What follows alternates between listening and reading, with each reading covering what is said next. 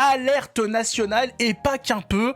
La France évolue, le progrès, vous le connaissez ce fameux progrès, vendu par la gauche, incroyable cette société moderne, multi-ethnique, multiculturelle, multiconflictuelle bien évidemment, c'était la suite logique. Elle continue d'avancer mais avec grand plaisir.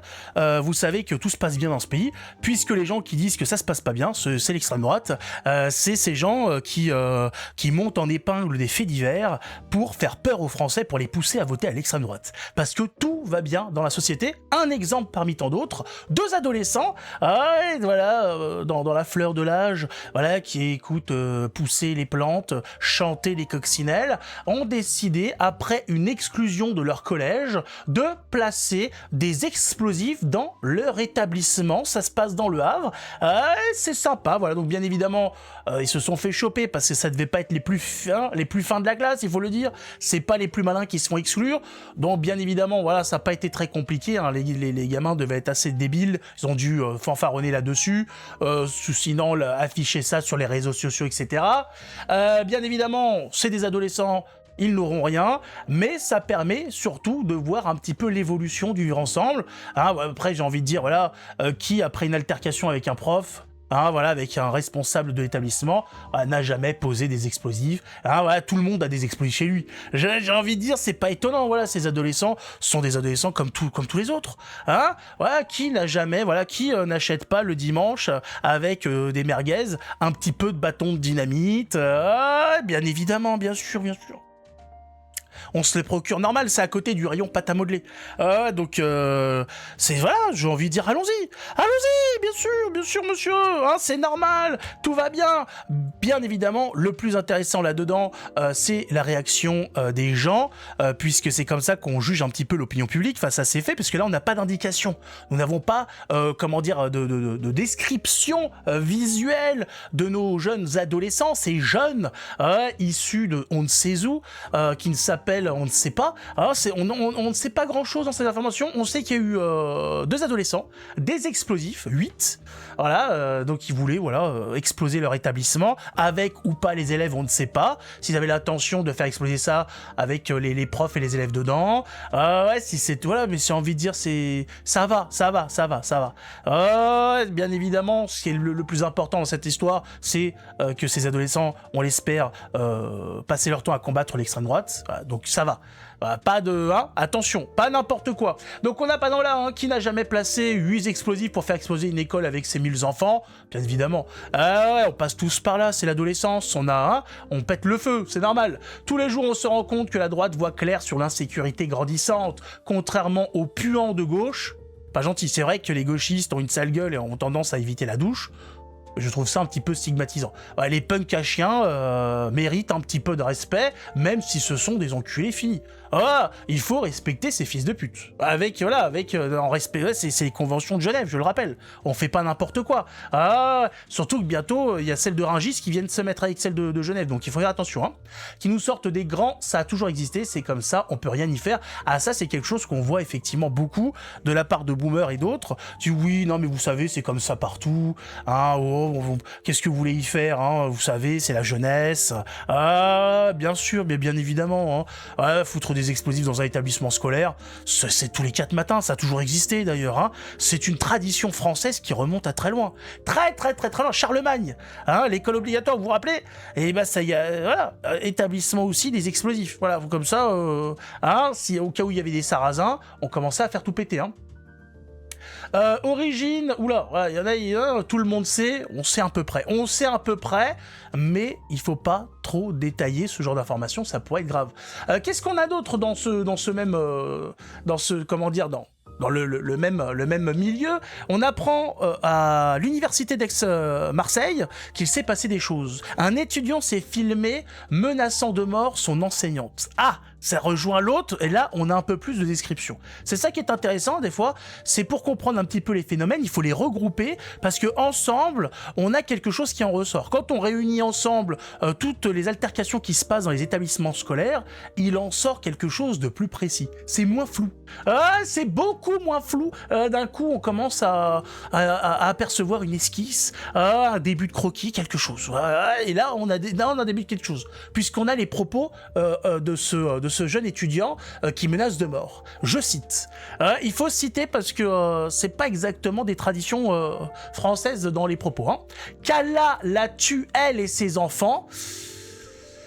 Là, c'est pas gentil ça par contre, hein. Là, j'ai envie de dire ah là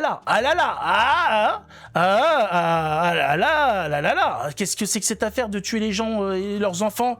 Qu'est-ce qu'ils ont fait les enfants de cette dame? Je sais pas. La paix et l'amour, c'est quelque chose quand même, hein.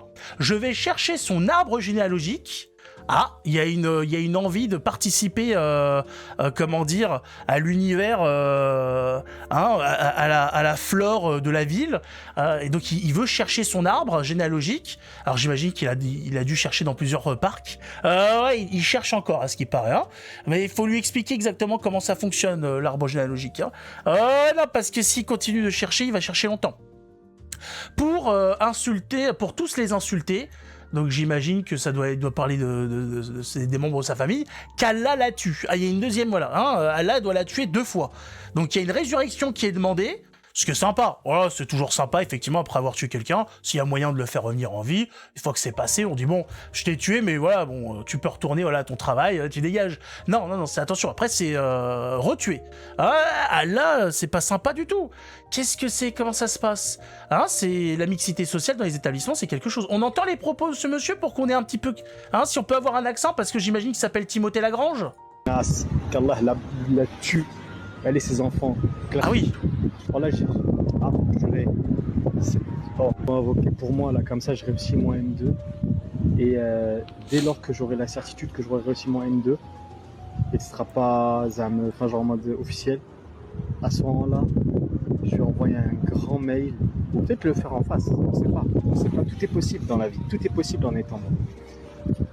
Envoyer un grand mail à ma où je lui insulte tous ces grands putains de morts de merde.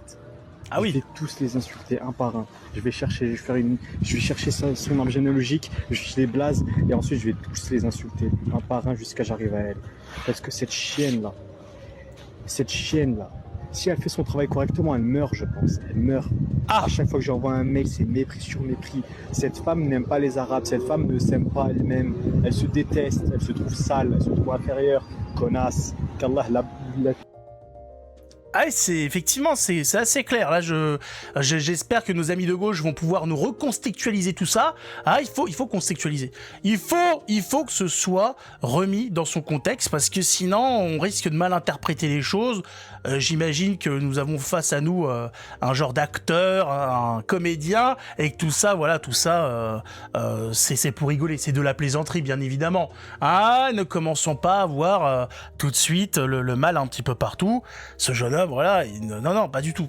Il n'a pas souhaité la mort de cette dame, de ses enfants. Ah, il n'a pas du tout annoncé qu'il enverrait ou qu'il irait directement la voir pour l'insulter elle et toute sa famille, des morts, etc. C'est très bizarre cette obsession d'aller insulter des gens qui sont morts. Enfin, de tout le temps mettre dans des conflits des gens qui n'y sont pas, cette envie tout le temps d'insulter, de s'en prendre aux autres, c'est très très très bizarre. Alors vous allez me dire, voilà, moi en tant que blanc, chrétien, tout ça, j'ai peut-être pas toute la connaissance islamique pour juger effectivement cette... on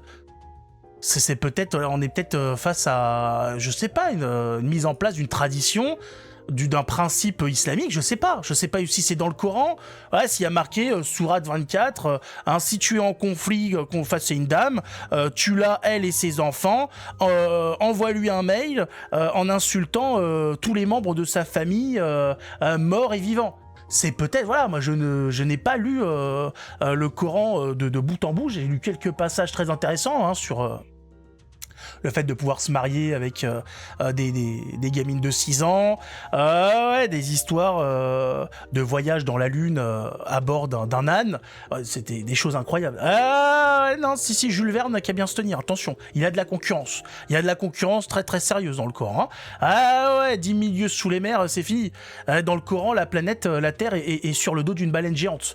Non, mais il y en a, tu cherches pas, excuse-moi Jules, tu fais pas le figure à côté. Tu es nul, regarde ça, ces gens-là sont incroyables. Ils sont à des niveaux de scénario, d'imagination, c'est spectaculaire. Regarde-moi ça, t'as vu un petit peu? On a eu face à nous là, vous avez vu un petit peu les répliques exceptionnelles, qu'Allah te tue, c'est beau, c'est voilà. Il faut pas stigmatiser. Non, il y a des gens qui disent ah encore les mêmes, ah là là, regardez, ça menace, ah, ils ont beau faire des grandes études, ça change rien, parce qu'ils parlent de M2. Voilà, on nous dit oui, non mais c'est parce qu'ils sont dans les quartiers défavorisés, ils ont pas de diplôme, ils ont pas de travail, voilà, alors que s'ils allaient loin dans les études, ça irait mieux. Ah ah bon? Bah ça doit être une exception alors, hein. Ça doit être encore encore un qui fait le jeu du RN. On est tombé sur le mauvais. On est tombé sur le mauvais. Espérons que la prochaine fois ça se passe mieux. Ah, il faut espérer, il faut espérer. Ah, on se dit, les 30 000 dernières fois, on est tombé sur le mauvais. Peut-être que la 30 001e fois, ce sera le bon. Hein, il faut continuer d'espérer. C'est la République qui nous le dit. Voilà, on va, quoi qu'il arrive, continuer le vivre ensemble. Il en va des valeurs de la République. On sait pas lesquelles, on sait pas où est-ce qu'elles sont. On nous a pas vendu le prospectus, mais il faut défendre les valeurs de la République. Quoi qu'il arrive, on fait pas d'omelette sans casser les œufs. Donc voilà, s'il y a une prof qui doit être tuée avec ses gosses au passage, si ça permet la société de demain, dans un vivre ensemble paisible, allons-y quoi, allons-y. En attendant, bien évidemment, on peut mettre un pouce. Vous le mettez dans le cul du monsieur, sous la vidéo, chacun est propriétaire de son pouce, il en fait ce qu'il veut. Vous vous abonnez bien évidemment pour qu'on puisse continuer à dialoguer, à s'échanger, tout ça. Comme ça, en tête à tête, pourquoi pas. On sait jamais. Et on se retrouve comme ça la prochaine fois. Et puis on essaye de voir un petit peu si ça va mieux. Si on trouve la pépite. Celui qui nous fera dire finalement on sait bien vivre ensemble. C'est pas arrivé jusque là. Mais il faut garder espoir. L'espoir fait vivre. Sauf quand tu t'es mangé un coup de couteau par une chance. Là, même si t'as beaucoup d'espoir, ça ne marche pas. Ça ne cicatrise rien du tout l'espoir. Mais bon, c'est jamais.